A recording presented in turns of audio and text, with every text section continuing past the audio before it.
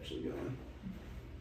Well, welcome to our transportation podcast. My name's Annie. I'm Walker. And today we're talking about the emissions that comes from transportation. Kind of a crazy concept, right? Yeah, I can't believe it. It is something that is so entwined in our lives. Like, I drove to school today. I drove to school today. Yeah, even this weekend I drove across I-10, got stuck in that traffic. So crazy. Now, did you know that the EPA says that 28% of the total greenhouse gas emissions is from transportation? No way. I know, right? It used to be electricity, but that's not 25%. Historically, it was the highest, but now transportation is taking that throne. Dang. Now, industry is only 23%, which I honestly thought would be higher as well, but it just turns out to be transportation, because again, that includes like cars, buses, trains, planes, right? Yeah, nowadays we need it just to get anywhere. Yeah. Well, some people use it more than others. Taylor Swift. I just have to talk about her. Here we go. So the Carbon Market Watch says that Taylor Swift's carbon emissions is around 8,300 tons. Now, compared to the average person, how many times do you think that is? That's crazy. You said 8,000 tons? Yeah. Wow. I mean, we just drive vehicles. Yeah. We don't got money. Yeah, she has the private jets flying around everywhere. So more than the average person. Maybe 100, 200 times? I mean...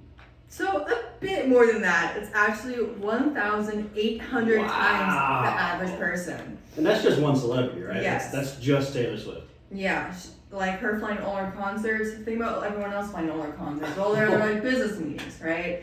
So it is kind of crazy again why the transportation sector can be. Now, within the transportation sector, which part do you think has the highest emissions? Would you think cars, buses, planes, trains? It's got to be things like big trucks and stuff. It's got to So I thought so too, but actually it is from cars, being 58% of these emissions according to the EPA. be. Wow. Now these trucks and buses account for only 25%. Dang. Yeah, I was right. off by a bit. It's okay. I personally thought it was buses and trucks as well, but just everyday cars. Think of just having to drive to work every day. How many people do that for school and That's work fair. and travel, right? Here in San Antonio, our population's 3 million something Yeah. or so, and every single person driving a car almost. Everyone has a car, and everyone gets in the same traffic. That's fair. Now, worldwide, the U.S. does lead the emissions for transportation, being around 1,736, while India and China are actually tied next at 1,110. It's kind of crazy, right? Yes. I mean, it does make sense how car-focused America is. I'm driving home for Thanksgiving, so Yeah, everybody's going home for the holidays. yeah. Now, this is how it currently is. Now, historically, the first, when emissions first started getting cared about was around the 1850s. 1850s? But, what kind of transportation did we have there? You had, horses and trains, What right? do we got? Yeah, so now the first car-based emissions, when the EPA first started to care about it and see it, was around the 1950s. Of course, that's when people started transitioning more to having cars. Every family used to have a car, Yeah. at least one, right? Now, the first emission-based laws were put into place. When do you think? What era do you think it is?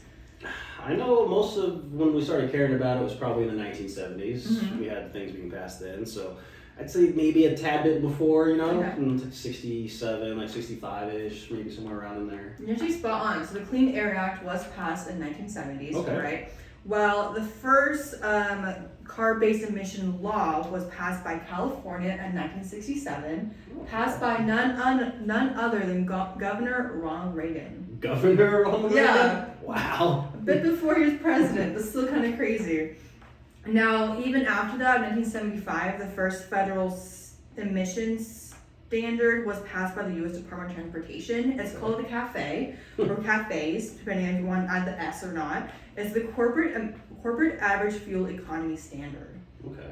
So that's historically what has been done. So what's being done now to help combat these emissions? Yeah, so right now it's all over the place. Yeah. If I'm being honest, we need to be more federally regulated. Mm-hmm. So right now it kind of varies by states, and state-wise, I mean, that's not even all the states. Mm-hmm. It's Wow. only 33 out of the 50 have Wow. any kind of like vehicle emission laws. Okay. And out of those 33, only 4 is the entire state has laws covering it. Dang. Okay. Yeah, and it's just crazy how much we differ by state. Mhm. And out of even those 4, their laws differ. Okay.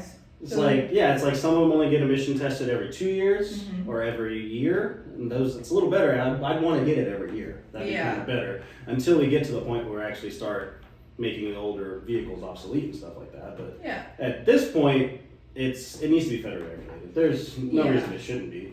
I mean, every state has its own laws, and they all vary by counties, and it's crazy. And by the amount they're allowed to emit, and by just the year models of vehicles that are actually covered that have to even do the testing, It sounds like an absolute mess. it's crazy. It's all over the place. Mm. And I mean, recently there's actually been some new laws coming into place. So, Oh, really? Okay. yeah, so they're gonna actually focus more on the manufacturers. Interesting. So hit it where they come from at that point. Makes sense. I Makes mean, sense. they're the ones selling it to us. Why should we be the ones that have to suffer? Yeah. So, I mean, those manufacturers are the ones that are going to be selling it to us. So why don't they have the laws enforced onto them? That makes sense. Yeah, I mean, we're the buyers. Come on, Yeah. you got to treat us a little nicely. Yeah. Honestly. So those laws are actually going to focus on more fuel economy for the vehicles and Perfect. less emissions being produced from those vehicles. Perfect. And other things like more energy, like efficient vehicles. So they want to go Mhm. more to EVs. More, I mean, you're going to see less gas stations around, but that's Oh, okay. That's okay. My Honda Civic though may be a Yeah. bit of trouble then. We don't have to worry about it for a while. Okay. These laws are going to go. They're going to start in about 2027, and right now the current little time gap is 2027 through 2032. Okay. That's where they want to hit them. So That's okay. that way these manufacturers have some time. Yeah. You know, they can get through it and work through all the hiccups and stuff like that. Yeah. The end goal by 2032, Mm-hmm. 56% of vehicles being manufactured are going to be electric. Okay. Wow. That's what the EPA is like going for. That's what the Biden administration was kind of pushing for. Mhm. They want to go through to that carbon neutral. And to hit that carbon neutral as transportation being our number one form Yeah. of emitters, Yeah. you gotta hit transportation. There's Yeah. no way around it. Get it where the head is. Exactly. So with that to come, as I have some graphs that I pulled up, and maybe just found some really cool ones that I found. That Texas is the worst. Obviously, we're always the best at Fantastic. everything. So why Okay. aren't we the best at emitting transportation emissions? Yeah. Why not? We just have to be number one. Exactly. So it means Texas, California, and Florida are kind of the top 3 states of Hmm. being the worst Interesting. for transportation emissions. But if you go into it, I mean, now we're getting a little bit better. There's some states that are actually giving incentives. So if you go EV, Okay. there's some statewide incentives like tax breaks and maybe Okay. getting some money back, rebate or whatever, you know, on the vehicles, Nice. stuff like that if you go towards those electric vehicles. That's nice, that's great, Mm-hmm. but that should be more of like all the states, don't Yeah. you think? I mean, if it's only like by states, you're not going to hit everything, you know? Yeah. Exactly. That's still another thing that needs to be federally regulated. Make the people want to get those EV cars, Mm-hmm. and the more people that actually start buying them, the prices are going to go down. Because it Yeah. builds a market. You got to build that market before. Yeah. Even like with the Cybertruck and stuff like that, that's still a bit expensive, right? I mean, yeah, those Cybertrucks, I can't believe those. Those are crazy expensive right now. But maybe, Yeah. you know, maybe in another 20, maybe 15 years, those are going to drop down by 20, 30,000. That'd be great. Okay, good. Yeah. So, what are we going to see for the future? What do you think? I mean, we're going to have all kinds Oh. of changes going on. Oh yeah. The future, a lot been going on. Oh yeah, so I mean, what I think is going to happen, and what I've kind of read into, is all those gas stations are going to slowly transition into like EV stations. Okay, makes There's still sense. going to be gas stations for a good while vehicles are still being ran on gas. You can't really take those away. You're just going to hurt the people at that point. Yeah, my car instantly needs gas, unfortunately. Yeah. So as we're going to see that, we're going to see more EV stations around, and you're going to see more updates to those systems. Like right now, there's currently only like 3 systems that are ran for EV vehicles. You got 2 that are home based. You got one that's basically like plug it into a little port. It takes a couple days to charge it. Ah. You got another one that it's like a washer outlet, so it has more power and input that can go into it. So it charges it in about 12 or so hours, maybe a little less. And then you got also those little fast stations you ever see driving around. Those Yeah. charge it pretty quickly, about 45 minutes. It's Not too bad. not horrible. You get Yeah. a full battery charge in 45 minutes. You can sit there, watch a movie, watch a show or something, eat your lunch, That'd be nice. something Yeah. like that. Mhm. And you'll see more of those little stations, but we're gonna have to update those. They're gonna need Yeah. updated. You can't just if you're going to work and you're already running late for work, it's kind of hard to sit there for 45 minutes and charge Yeah. a vehicle. Like, hey boss, sorry, I haven't charged my vehicle. But Yeah. you're going to see updates. There's going to be updates and that kind of stuff once we focus on that technology. Okay. But with that, we're going to have to focus on the actual like industry side as well, because you got to update all of those grid systems to be able to handle it. If we're going to focus on electricity, we need to focus on upping all of our electricity output from all these different industries. So, renewable energies we're going to have to go into. Because we're going to run out of coal, we're going to run out of gas.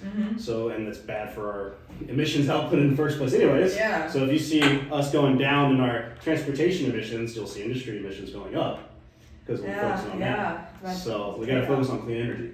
There we go. So that way we get the best of both worlds.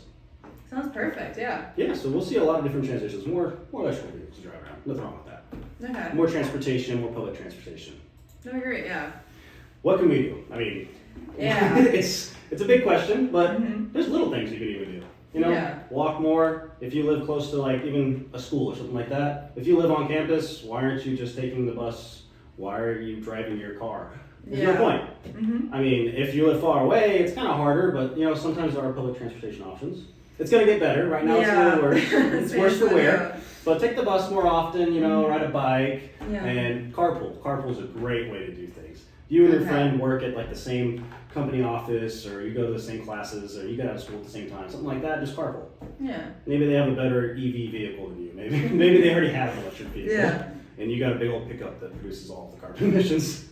But you can see a lot of changes and things that you can do to help. I mean, there's always something we can do to help. Yeah, it just seemed kind of like a bit overwhelming at times, but even these small actions we do every day can really help our future. Exactly. It's crazy what we can just do that's small scale wise, that if more people did it, it would help so much. Yeah. But So it's just one person. exactly.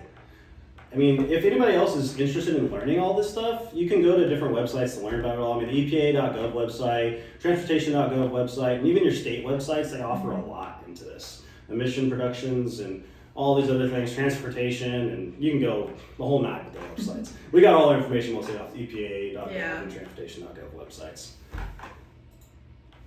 Well, you got anything else for them? Nothing else. Hope you enjoyed the podcast. Yeah, thank y'all for coming. We appreciate it. Thank See you y'all so later. much, guys.